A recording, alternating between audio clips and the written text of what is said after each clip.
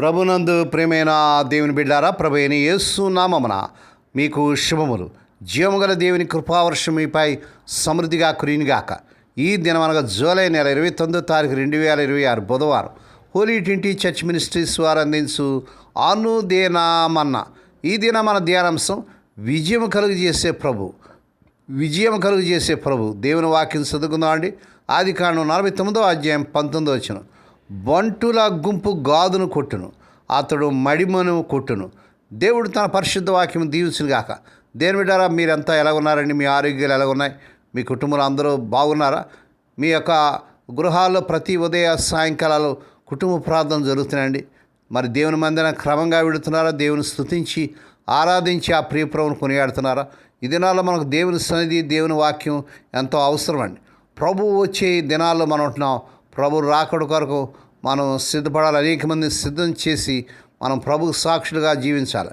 దేవుని బిడ్డలారా, మనం దేవుని వాక్యంలో చూసినట్లయితే ఈ సమయంలో ఈ ఆదికాండం 49వ అధ్యాయం 19వ వచనంలో గాది మీద దండెత్తును కానీ వాడు వారి వెనుక దండెత్తి వారిని తరుమును. ఇది మనం చూసినట్లయితే ఇది యాకోబు చనిపోయే ముందు తన కుమారులను ఆశ్రయించిన ప్రవచనం. ఈ ఆదికాండం 49వ అధ్యాయంలో ప్రతి కుమారుడు ఒక గోత్రానికి మూల పురుషుడు. యాకోబు భవిష్యత్తులో ఆ గోత్రం ఎలా ఉంటుందో చెప్తున్నాడు. గాదు యాకోబు 7వ కుమారుడు, జెల్ఫా కుమారుడు. గాదు గోత్రం యోర్దాను నదికి తూర్పు వైపు అరణ్య సరిహద్దులో నివసించింది. మరి మనం హెబ్రూ భాషలో గాదు అనే పదం దండెత్తు అనే పదానికి దగ్గరగా ఉంటుంది. అందుకే యాకోబు ఈ మాటల ఆట ఆడినట్లుగా చూస్తున్నాం. గాదు మీద దండెత్తును అనేటువంటి విషయాన్ని మనం చూస్తున్నాం. గాదు గోత్రం దేశ సరిహద్దులో ఉండేది. అమ్మోనీయులు, మోయాబీయులు, మిద్యానీయులు వంటి శత్రువులు మొదట గాదు మీద దాడి చేసేవారు.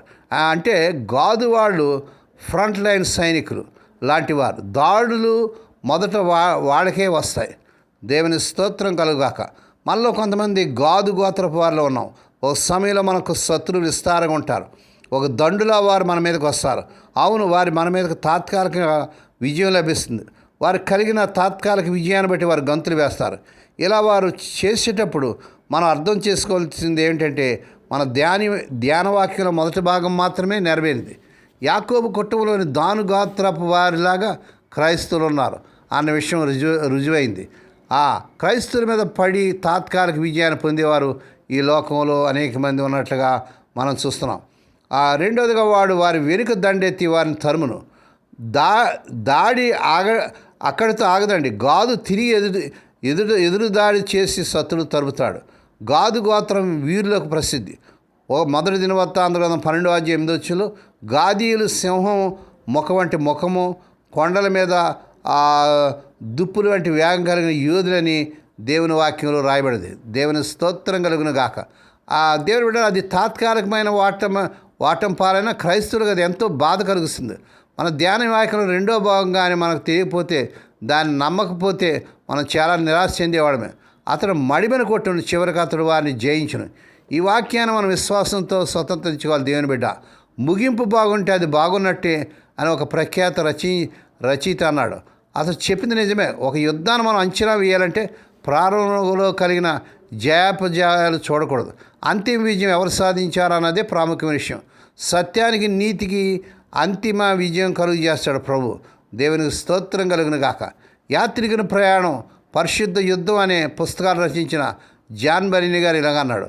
ముగింపులో ఆయన ఇచ్చేదే శాశ్వతం. ఎందుకంటే ముగింపు తర్వాత ఇంకేమీ లేదు. దేవుని స్తోత్రం కలుగును గాక. మనకు కావలసినంత ఓపిక, సహనం,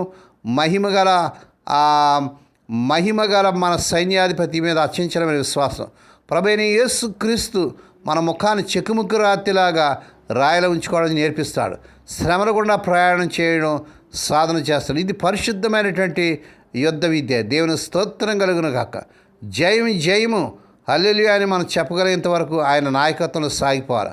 అతడు మడిమెన కొట్టును, చివరికి అతడు వారిని జయించును అన్న వాగ్దానంలో మనం నమ్మకం ఉంచుతున్నాం. దేవుని స్తోత్రం కలుగును గాక. వారి వెనుక దండెత్తి వారిని తరుమును. దాడి అక్కడితో ఆగదని మనం చూస్తున్నాం. గాదు తిరిగి ఎదురు దాడి చేసి శత్రువులు తడుతాడు. ఈ మొదటి దినవృత్తాంత గ్రంథం 12వ అధ్యాయం 8వ వచనంలో గాదీయులు సింహం ముఖం వంటి వారి ముఖము కొండల మీద దుప్పులు వంటి వేగం కలిగిన యోధులని రాయబడింది. దాడి వస్తుంది కానీ ఓటమికి రాదు, తిరిగి గెలిచి తరుముతారు. ఈ ఆదికాండం 49 19 నుండి మనం చూసినట్లయితే 4 ముఖ్య విషయాలు చూస్తున్నాం. సరిహద్దులో ఉండే వారికి దాడులు ఎక్కువ. దేవుని పనిచేసేవారు నాయకులు, ఆ కుటుంబ పెద్దలు, శత్రువు మొదట వాళ్ళనే టార్గెట్ చేస్తారు. రెండవదిగా దాడి చివరి మాట కాదు, కానీ అనే పదం ముఖ్యం. దేవుడు నీకు ఎదురు దాడి చేసే శక్తి ఇస్తాడు. దేవుని స్తోత్రం కలుగును గాక. మూడవదిగా బలహీనత బలంగా మారుతుంది. దేవుని బిడ్డ ఒకవేళ బలహీన స్థితిలో ఉన్నావా, జయించలేని స్థితిలో ఉన్నావా, పోరాడలేని స్థితిలో ఉన్నావా, అయితే దేవుడు నిన్ను బలపరుస్తాడు. సరిహద్దులో ఉండడం బలహీనత, కానీ దేవుడు గాదును బలమైన యోధులు గోత్రగా చేశాడు, గోత్రంగా చేశాడు. నాలుగోది కేవలం కాపాడుకోవడం కాదు, తరమాలి. కూర్చొని ఏడవద్దు దేవుని బిడ్డ. దేవుని బలంతో శత్రు దొంగిలించింది తిరిగి తీసుకో దేవుని బిడ్డ. బైబిల్లో గాదు గోత్రం మొదటగా యోధులు, దావీదు రాజుకు సహాయం చేసిన బలమైన వీరుడు. మొదటి దినవృత్తాంతగ్రంథం 12:8. రెండవది నమ్మకస్తులు గాదు గోత్రాలు. కనాను దేశం జయించడానికి ఇతర గోత్రాలకు సహాయం చేసి తర్వాత తమ దేశాన్ని తిరిగినట్టుగా యెహోషువ గ్రంథం 22 చూస్తాం. మూడవదిగా సరిహద్దు కాపరులు. ఇశ్రాయేలును రక్షించే గోడలా వారు ఉన్నారు. దేని బిడ్డ నీవు ఏ రీతిగా ఉన్నావు? మొదటగా దాడి జరుగుతుందా? ఉద్యోగం, ఆరోగ్యం, కుటుంబం, సేవలో సమస్యలు వస్తున్నాయా? నువ్వు గాదు గోత్రంలో ఉన్నావు దేవుని బిడ్డ, ఫ్రంట్ లైన్లో ఉన్నావు. భయపడకు, ప్రభు నీతో ఉన్నాడు. హల్లెలూయా. రెండోది కేవలం తట్టుకోవద్దు, తిరిగి తరుము. ప్రార్థన, వాక్య, విశ్వాసంతో శత్రువు దొంగిలించిన సమాధానం, ఆనందం, ఆశీర్వాదం తిరిగి తీసుకో దేవుని బిడ్డ. యోవేలు గ్రంథం 2:25 చదవండి. మూడుగా దేవుడు సరిహద్దు వారిని వాడుకుంటాడు. రెండు లోకాల మధ్య ఇరుకున్నట్టు ఫీల్ అవుతున్నావా దేవుని బిడ్డ? దేవుడిని ఇతరులు కాపాడే గోడగా వాడుకోవాలనుకుంటున్నాడు. దేవుని బిడ్డ నిలబడు. నాలుగోదిగా చివరిగా ధైర్యం ప్లస్ నమ్మకం.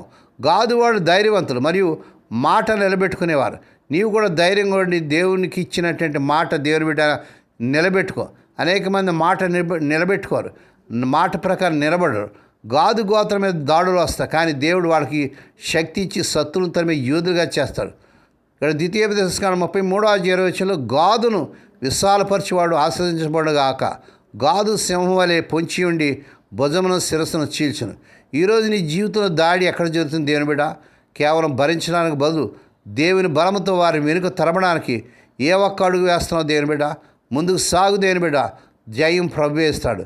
దేవుడి మాటలు దీవించినగా ప్రార్థన చేసుకుందామండి. పరిశుద్ధులైన మా తండ్రి, నీ పరిశుద్ధ నామమునకు స్తోత్రాలు చెల్లించుకున్నాము నాయన. గాదు గోత్రం వలె మేము నాయన మేము నిలబడి శత్రువుని జయించే కృప మాకు దయచేయండి నాయన. ఎవరైతే కష్టాలు, సమస్యలు, శ్రమల్లో నాయన ఎదిరించలేని స్థితిలో, పోరాడలేని స్థితిలో ఉంటున్నారో, బలహీనంగా ఉన్నారు, ఈ సమయంలో వారిని బలపరచండి. స్వదేశీ విదేశాల్లో ఉండి ఈ వర్తమానం వింటే అనేకలు షేర్ చేస్తూ, లైక్ చేస్తూ, సబ్స్క్రైబ్ చేసిన మా ప్రియులు దీవించండి. ఈ దినం పుట్టిన దినాలు, వాహ దినాలు, ఆ శుభదినాలు జరుపుకున్న బిడ్డలు కూడా బహుగా దీవించి మరొక సంవత్సరమైన దయాకరణ బిడ్డలు ధరింపు చేసి వారి పట్ల నూతన కార్యం చేయించుకోండి. రోగులైన బిడ్డల మీద ప్రత్యేక చూపించినాను. హాస్పిటల్, ఐసీయూలు, సీరియస్ కండిషన్లు ఎవరైతే ఉన్నారో ఇప్పుడే కనికరించండి. శిరస్సు మొదలు పాదం వరకు నాయన రక్త ప్రోక్షణలో ముంచుతున్నాం తండ్రి. స్వస్థత ప్రకటిస్తున్నాం నాయన. నీ స్తోత్రాలు. స్వదేశీ విదేశాలు ఉద్యోగం లేక తిప్పబడుతున్న యవన బిడ్డలకు వారు అర్హతించిన ఉద్యోగాలు వచ్చునుగాక. వివాహం కాని యవన బిడ్డలకు ఈ నెలలు వారి చక్కని సంబంధాలు కుదిరి వ్యవహారాలు ఘనంగా జరుగునుగాక. మా దేశాన్ని, మా దేశ ప్రపంచ దేశాన్ని రక్షించుకోండి. ఈ దినమంతట్లో నీ బిడ్డల చుట్టూ మీరు రక్తం చేయమని, ప్రతి విధంగా క్షీణించి దుష్టుని తప్పించి నీ కాపుదల భద్రత దయచేసి నీ దూతలు కావలించమని సమస్త మహిమాగానం మీకే చెల్లించుకుంటూ యేసయ్య పరిశుద్ధ నామమున స్తుతించి గానపరిచి వేడుకొని ప్రార్థిస్తున్నాం తండ్రి. ఆమేన్. మన ప్రభువైన యేసుక్రీస్తు వారి కృప, తండ్రి అయిన దేవుని ప్రేమ, పరిశుద్ధాత్మ దేవుని కన్నుని సహవాసము సదాకాలం మీకు తోడేండి నడిపించి బలపరచునుగాక. ఆమేన్.